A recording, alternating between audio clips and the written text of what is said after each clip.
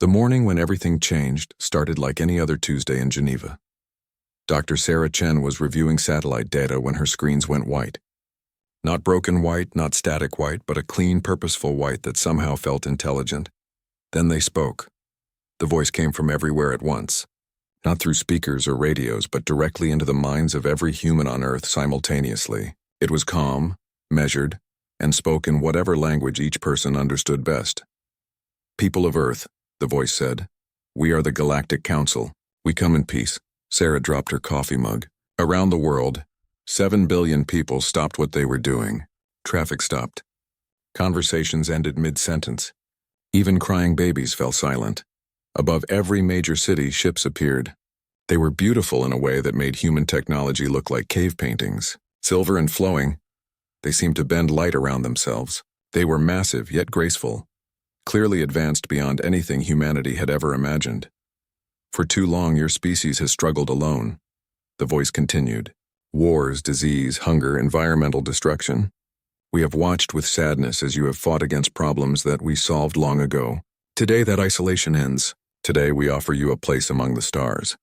The ships descended slowly, landing in carefully chosen locations. One touched down in Central Park.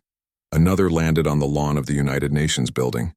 A third settled gently in Red Square. Each ship was different, beautiful in its own way, but all clearly came from the same incredible civilization. The beings that emerged were not what science fiction had prepared humanity for. They were tall and elegant, with skin that seemed to shift between blue and silver depending on the light. Their eyes were large and kind, and when they smiled, it reached those eyes in a way that felt genuine. The one who had spoken for all of them introduced himself as Coordinator Valix. He stood before hastily assembled cameras and spoke with the same calm voice that had reached every human mind. "We represent 47 species across this galaxy," Valix explained. "For thousands of your years, we have maintained peace and prosperity among the stars. We explore, we learn, we grow together. We have eliminated war, ended hunger, and solved the problems that once plagued all of our worlds." The questions came fast from reporters, scientists, and world leaders. How long had they been watching? Why reveal themselves now? What did they want from humanity? Valix answered each question with patience and kindness. They had been observing Earth for centuries, he explained, waiting for humanity to reach the right level of technological development. They revealed themselves now because humanity stood at a crossroads. Climate change, nuclear weapons, overpopulation. These were challenges that could destroy the species, or could be overcome with proper guidance. "We want nothing from you," Valix said, his expression serious. "We offer everything to you. Technology that could heal your world, knowledge that could end scarcity, membership in a galactic community where your species can thrive and grow beyond anything you have imagined." The offer was incredible. Clean energy that could replace fossil fuels, medical technology that could cure cancer, heart disease, even aging itself, agricultural techniques that could feed the entire planet using a fraction of current farmland, transportation that could take humans to other worlds, but there were conditions. The Galactic Council had learned hard lessons over the millennia, Valix explained. Young species often made dangerous mistakes when given advanced technology too quickly. They needed guidance, protection, careful management of their development. "We call it protective status," Valix said. "It has worked successfully with dozens of species. You will receive all the benefits of galactic citizenship, but with wise limitations to prevent harm to yourselves and others." The limitations seemed reasonable at first. Humanity could not develop certain military technologies. They could not expand beyond their home system for the first 50 years. They would need to contribute a portion of their resources to the galactic community, the same way citizens of any nation paid taxes.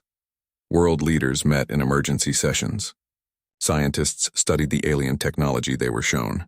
Religious leaders debated the theological implications. The public was split between excitement and fear, but the technology was real. The aliens demonstrated medical devices that could regrow lost limbs. They showed energy systems that could power entire cities without pollution. They revealed food synthesis techniques that could end hunger forever.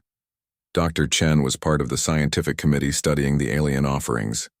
The physics was beyond anything humanity understood, but it worked. She watched a device no larger than a briefcase provide clean water for thousands of people. She saw another machine repair complex mechanical systems just by being pointed at them. The applications are limitless, she told the emergency UN assembly. This technology could solve every major crisis facing our species. The debates raged for weeks, but the outcome felt inevitable. The aliens were patient, never pushing, never threatening. They simply waited while humanity decided its future. The Chinese were the first to sign the Protective Status Agreement. Within days, alien technology began solving their energy crisis. The Europeans followed quickly, then the Americans, then the rest of the world.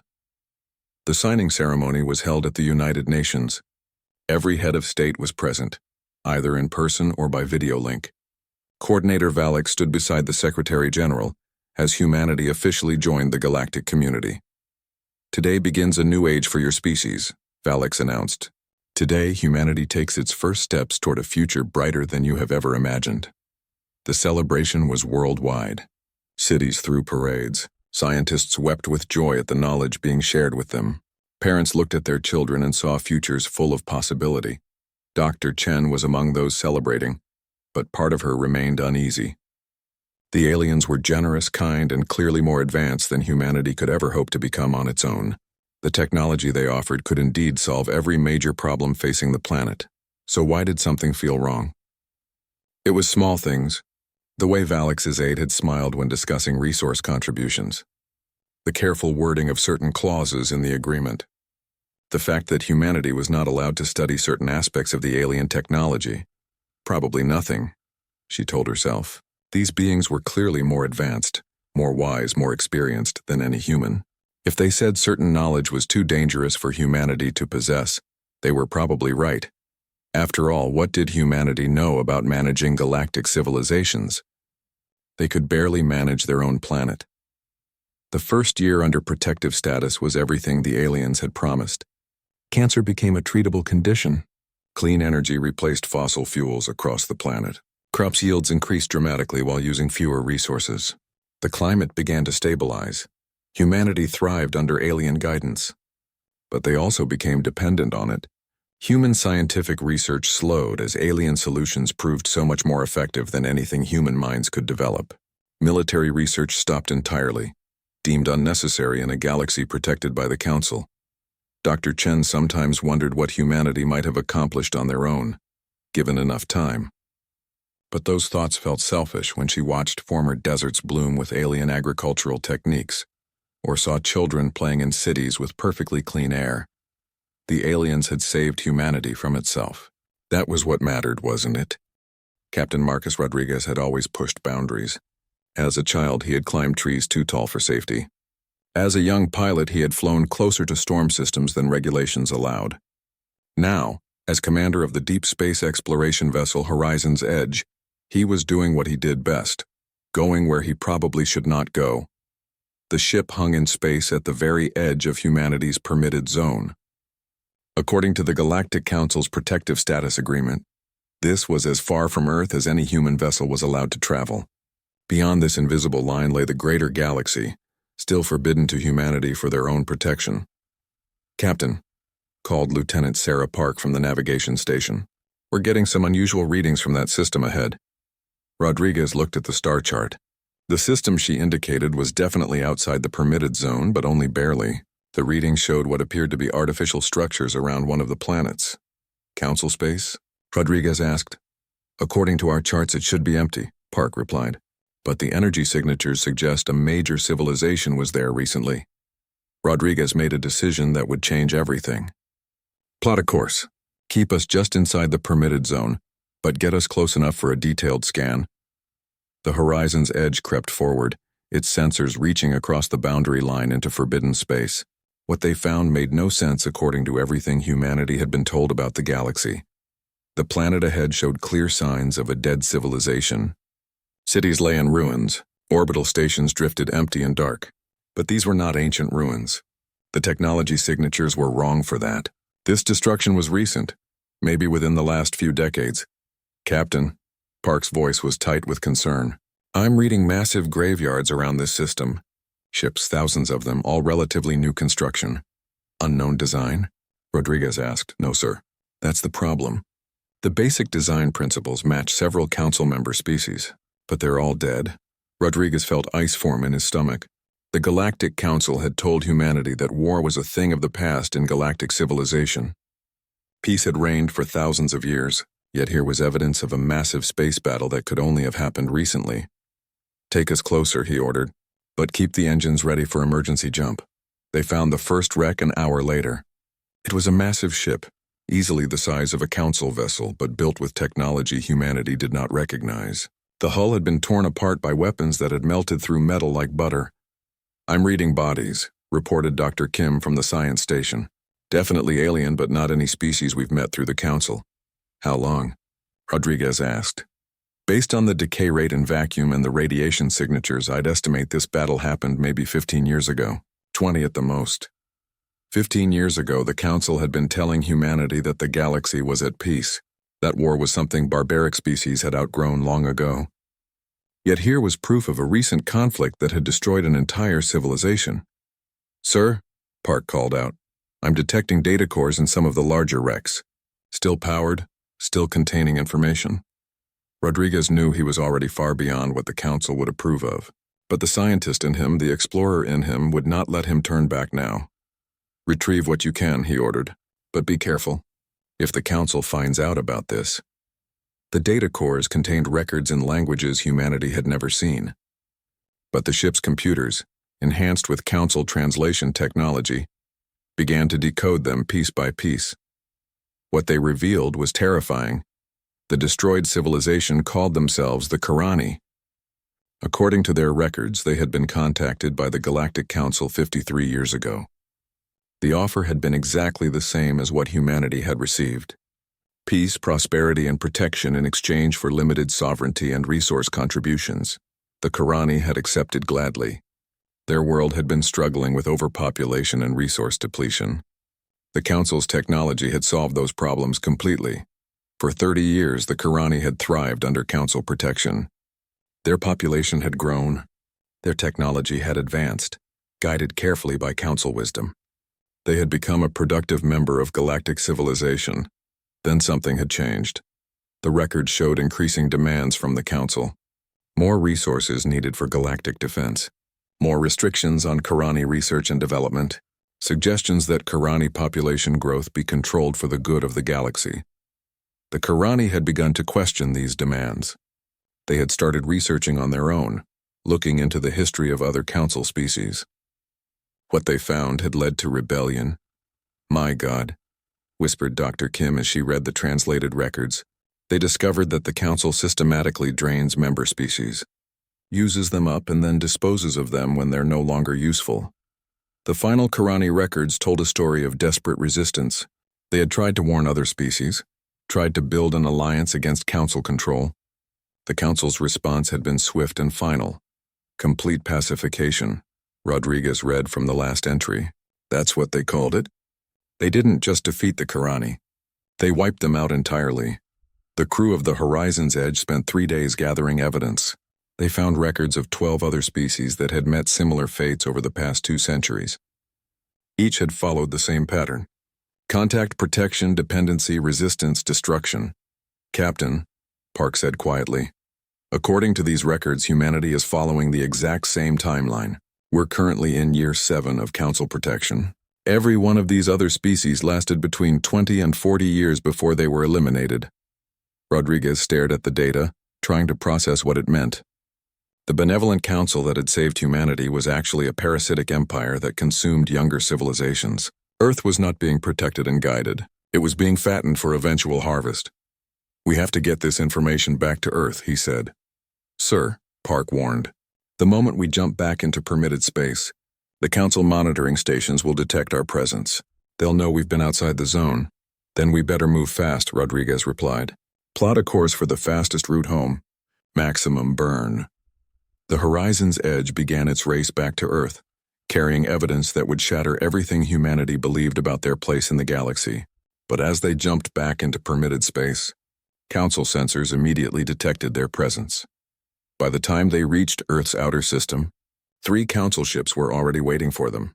"This is Coordinator Valix of the Galactic Council." came the familiar calm voice over the communication system. "Captain Rodriguez, you have violated the terms of your species protective status agreement. You will surrender your vessel for inspection immediately." Rodriguez looked at his crew. They all knew what inspection meant. The evidence would be destroyed. They would probably be eliminated as well, written off as an unfortunate accident in deep space. "Sir?" Park asked quietly. "Orders?" Rodriguez thought about his daughter back on Earth. She was 12 now, growing up in a world that thought it had been saved by benevolent aliens. If the pattern held, she would live to see her species destroyed when the Council decided humanity was no longer useful, unless someone warned them. "Broadcast everything," he ordered. "Every frequency, every channel. Upload all the evidence to every network on Earth. Do it now before they can stop us." The Council ships opened fire, but it was too late. The truth was already racing toward Earth at the speed of light, carrying with it the end of humanity's innocence and the beginning of something the Galactic Council had never encountered before. A species that would not go quietly into extinction. The transmission reached Earth at exactly 3:47 a.m. Greenwich Mean Time, but sleep became irrelevant within minutes of its arrival. Dr. Sarah Chen was among the first to receive the data burst from the horizon's edge. What she read in those first few files made her hands shake so violently she could barely operate her computer. The evidence was overwhelming. Ship logs, alien databases, recorded conversations, even video footage of the destroyed Karani homeworld. Everything Captain Rodriguez and his crew had discovered painted the same horrifying picture. The Galactic Council was not humanity's savior. It was their future executioner. Chen immediately contacted her colleagues at research facilities around the world. Within an hour, the most brilliant minds on Earth were working to verify the data. The translation matrices checked out. The physics of the weapon signatures were consistent. The timeline matched historical Council communications perfectly. Most damning of all were the personnel records from Council ships. The data showed duty rosters for pacification operations against 17 different species over the past 3 centuries. Each operation followed identical patterns: surveillance, evaluation of remaining usefulness, and then complete elimination. "The genetic samples they've been collecting," Dr. Yuki Tanaka said during an emergency video conference of the world's top scientists. "They told us it was for medical research to help us. But look at this data. They collect genetic information from every species they're planning to eliminate." "For what purpose?" asked Dr. James Wright from his laboratory in London. "Insurance," Chen replied, her voice hollow. "In case they want to recreate the species later for specific purposes. The records show they've done it before, brought back entire races as slave laborers for particularly dangerous projects. The data spread beyond the scientific community within hours. Government officials, military leaders, journalists, and activists all received copies of the evidence. The Council had sophisticated monitoring systems, but they had not anticipated humanity's internet. Information flowed too quickly and through too many channels for them to stop it completely. By dawn, emergency sessions were being called in every world capital. The Secretary General of the United Nations was awakened at 4 a.m. with news that would redefine humanity's understanding of its place in the universe. The public reaction began slowly. The first news reports were cautious, treating the information as unverified claims. But as more evidence was analyzed and confirmed, the truth became undeniable. Humanity had not been saved by benevolent aliens. They had been tricked into accepting their own eventual extinction. Coordinator Valix appeared on every major news network simultaneously at 10 a.m., his usual calm demeanor unchanged despite the crisis. "The transmission you have received contains dangerous misinformation," he announced. Captain Rodriguez and his crew violated the terms of protective status by entering restricted space. They were unfortunately destroyed when their ship systems malfunctioned, due to exposure to unstable alien technology.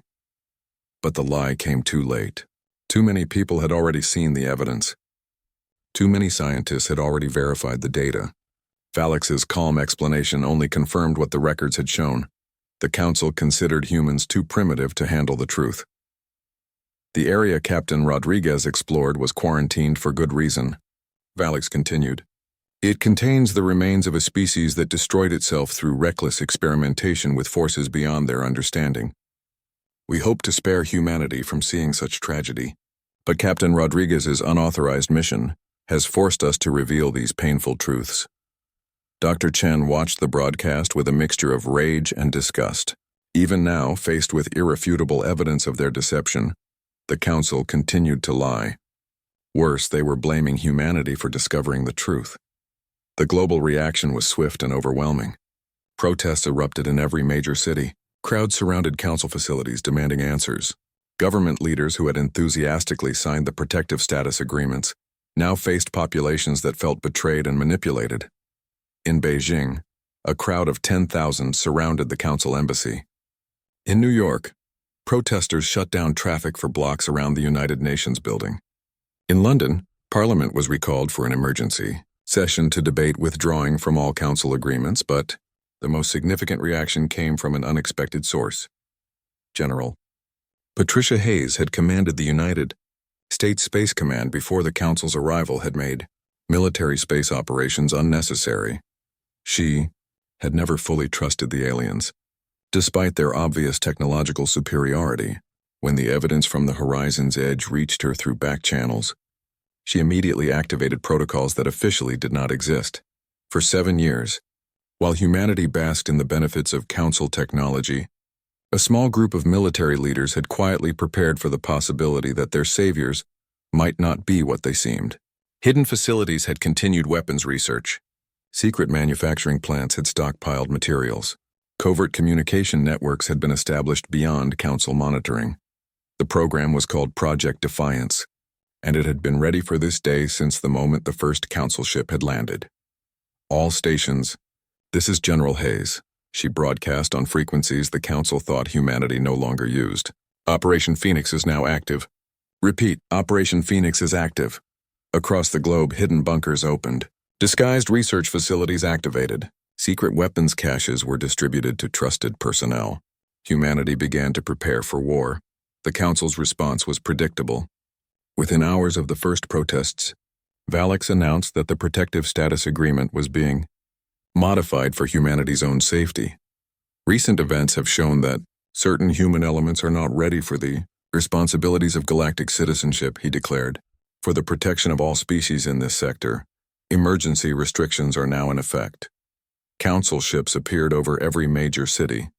Orbital platforms moved into position around Earth. The benevolent protectors had become obvious occupiers. Citizens of Earth, Valix continued, return to your homes immediately. Unauthorized gatherings are now prohibited. Any attempt to interfere with Council operations will be met with appropriate force, but humanity did not return to their homes. If anything, the threat only made the crowds larger and angrier. In Moscow, protesters began throwing rocks at Council vehicles. In Sao Paulo, crowds attempted to storm a Council research facility. In Cairo, students burned effigies of Valix in the streets. The Council had dealt with rebellious species before, but always after decades of conditioning and dependency. They had never faced a species that discovered the truth so early in the process, while they still retained their independent spirit and technological capability. Dr. Chen found herself in the middle of the resistance almost by accident. Her scientific analysis of the alien evidence had made her a trusted voice in the growing movement to oppose Council rule. When underground leaders needed someone to explain the technical aspects of the threat to the public, they came to her. The pattern is clear, she explained during a clandestine broadcast that was distributed through hidden networks. Every species the Council has eliminated followed the same timeline. 7 years of benefits and dependency, followed by increasing restrictions and demands. We're right on schedule for the beginning of the end. How long do we have?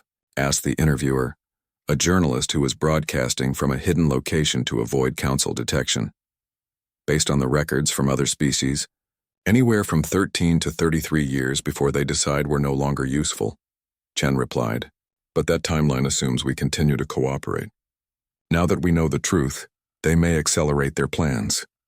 The interview was broadcast simultaneously on hundreds of hidden transmitters around the world. The Council tried to jam the signals, but humanity's communication networks had grown too complex and distributed for complete suppression. The message was clear. Humanity was no longer going to be a willing victim. The Council had made a critical error by underestimating how quickly humans could adapt to new information and organize resistance. What they did not yet realize was that humanity's greatest strength was not their technology or their numbers. It was their absolute refusal to accept that defeat was inevitable. The Galactic Council had eliminated 17 species over 3 centuries. Each had fought, each had resisted, and each had ultimately been destroyed, but none of them had been human, and humanity was about to show the galaxy what that difference meant. The emergency session of the United Nations Security Council took place in a bunker 50 feet underground.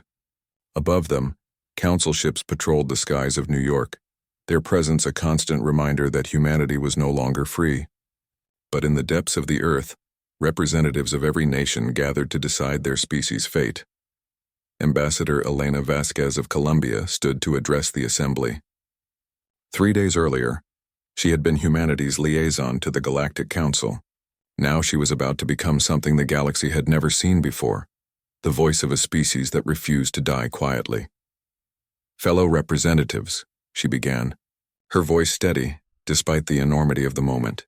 "We face a choice that no species in galactic history has ever been forced to make.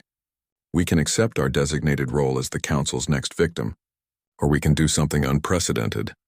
The chamber was silent except for the hum of air recyclers and the distant vibration of council ships overhead. Every person present understood that their next decision would echo through history, assuming humanity survived to have a history. "The evidence is undeniable," Vasquez continued. "The Galactic Council has systematically eliminated 17 intelligent species over the past 3 centuries. Each followed the same pattern we are now experiencing: contact, protection, dependency, and finally elimination when the species was no longer considered useful." She gestured to the screens around the chamber, which displayed data from the horizon's edge. Images of dead worlds, records of destroyed civilizations, the cold mathematics of genocide disguised as galactic management.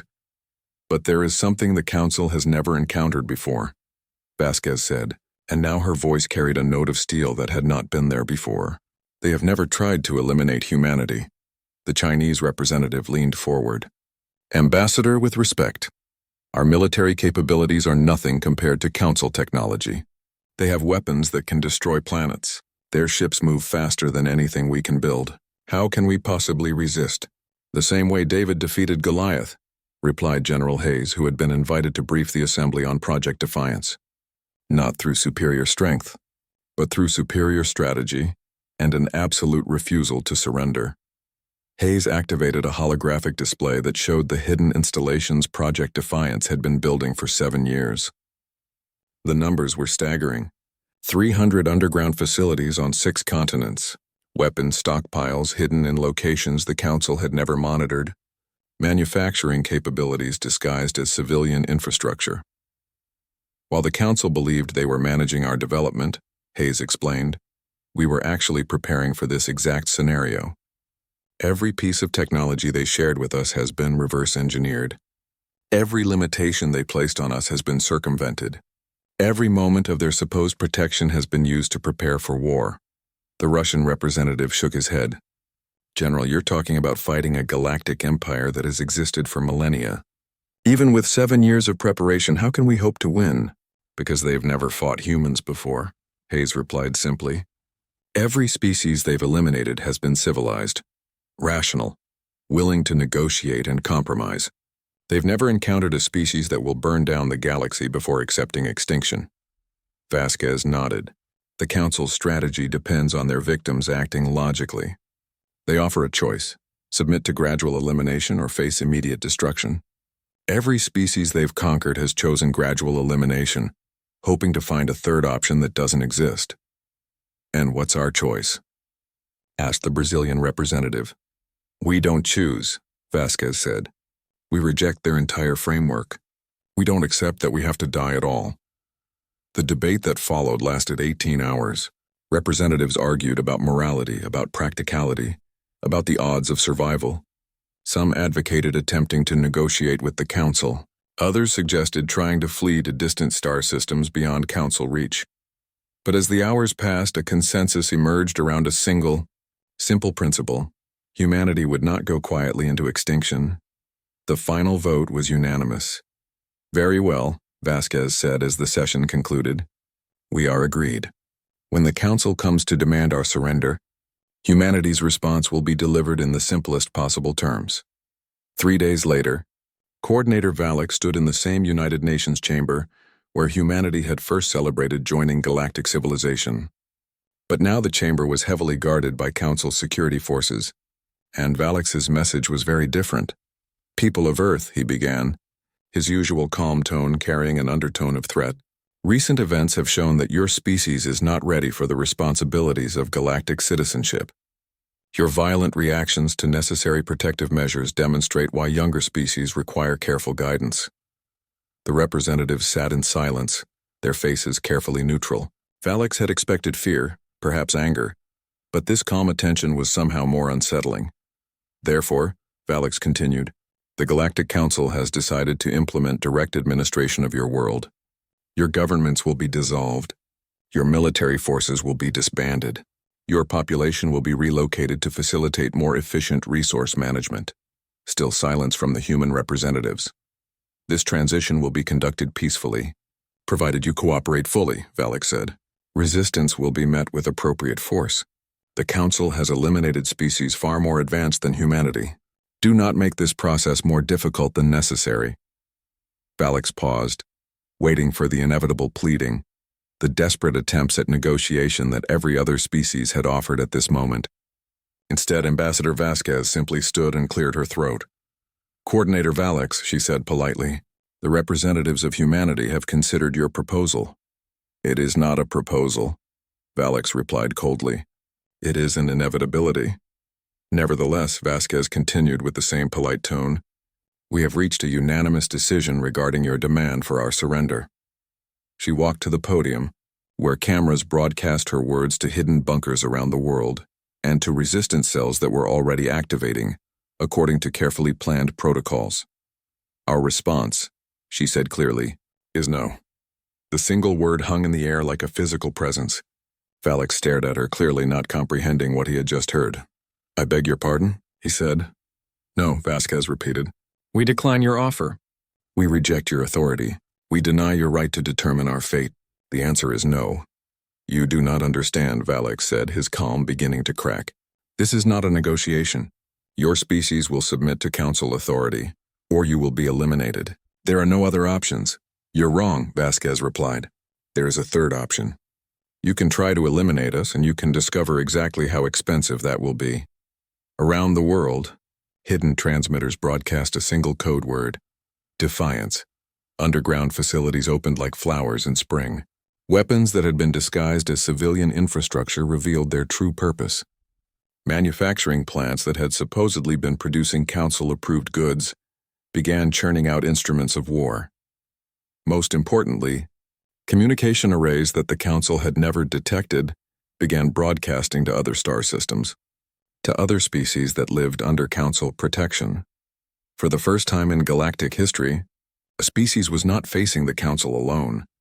"This is impossible," Valak said, but his voice had lost its certainty.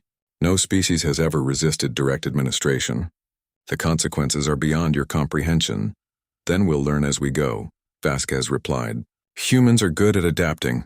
As if summoned by her words, alarms began sounding throughout the Council facility.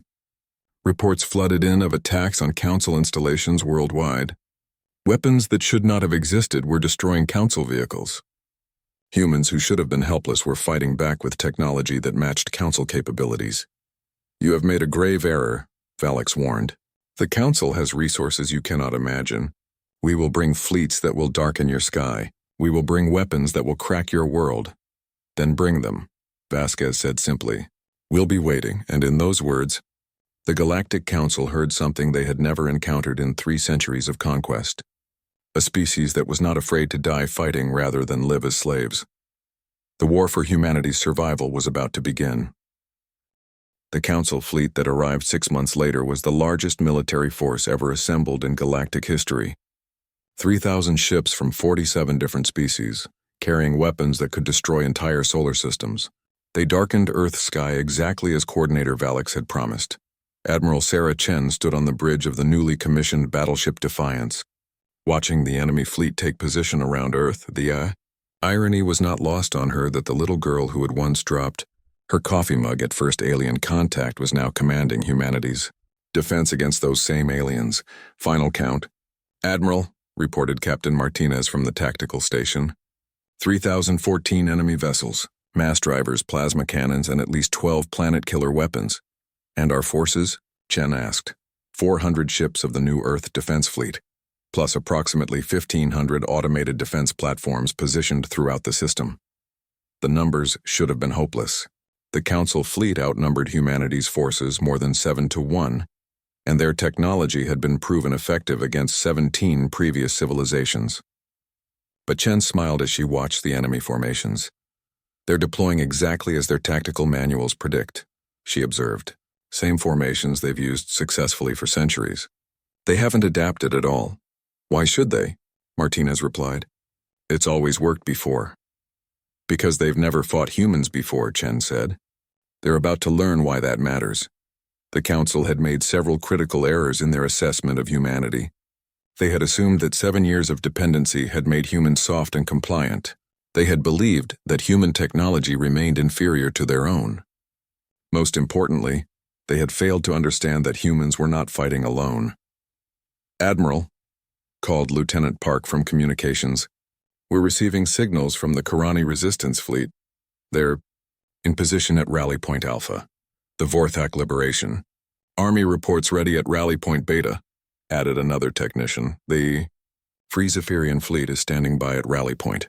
Gemma, Chen nodded with satisfaction. The Council had spent centuries creating enemies, but they had never allowed those enemies to communicate with each other.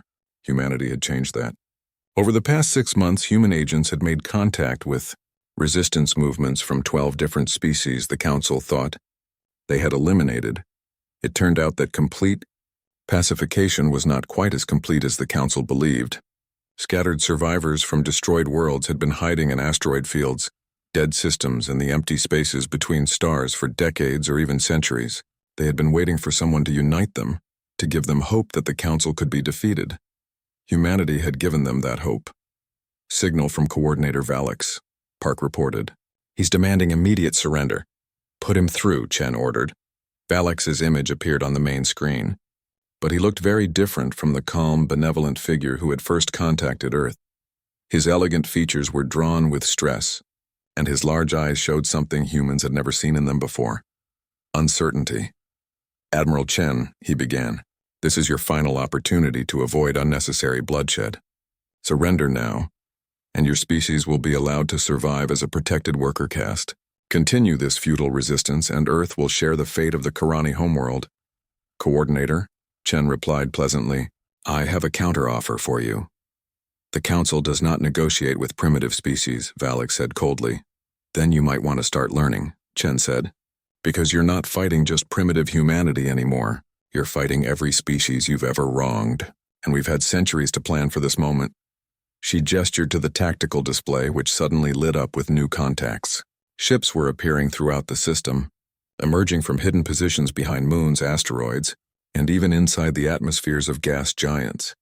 Karani survivors, rising from the ashes of their homeworld, Chen announced. Vorthak resistance fighters, who've been building weapons in the depths of space for 200 years. Zephyrians who've kept their warrior traditions alive in exile. 12 species, Coordinator. 12 different civilizations that refuse to stay dead. The Council fleet found itself surrounded by forces they thought they had eliminated long ago. Ships built with stolen Council technology, but modified with the desperate innovation of species fighting for survival. Weapons designed by minds that had nothing left to lose. This is impossible, Valix whispered. We destroyed these species completely. You destroyed their worlds, Chen corrected. You scattered their people. But you made one critical mistake. You never broke their spirits. And you never tried to break ours. The battle that followed became known as the liberation of Earth, but it was really the liberation of the entire galaxy. The Council fleet was massive and powerful, but it was also overconfident and inflexible. They had never faced an enemy that refused to follow established patterns of warfare. Human tactics were chaotic, unpredictable, and completely alien to Council military doctrine.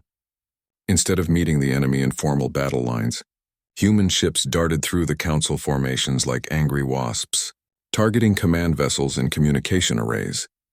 The Karani contributed their expertise in council technology, having studied it for decades while planning their revenge. The Vorthak brought weapons designed specifically to exploit council ship vulnerabilities. The Zephyrians provided tactics that had been developed in centuries of guerrilla warfare.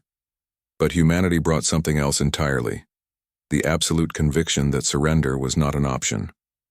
Admiral, Martinez reported during the height of the battle, "We're receiving a surrender offer from the Council flagship." Chen almost laughed. "After centuries of eliminating species, now they want to negotiate? What are your orders?" Chen thought about Captain Rodriguez and his crew, who had died to bring the truth to Earth. She thought about the 17 civilizations the Council had murdered. She thought about the generations of humans who had grown up believing they owed their survival to benevolent alien protectors. "Signal all Allied fleets," she said. "No surrender accepted until every Council military vessel is disabled or destroyed. No deals, no negotiations. No mercy for species that show no mercy to others." The Council had ruled the galaxy through fear, and the assumption that no species would choose extinction over submission.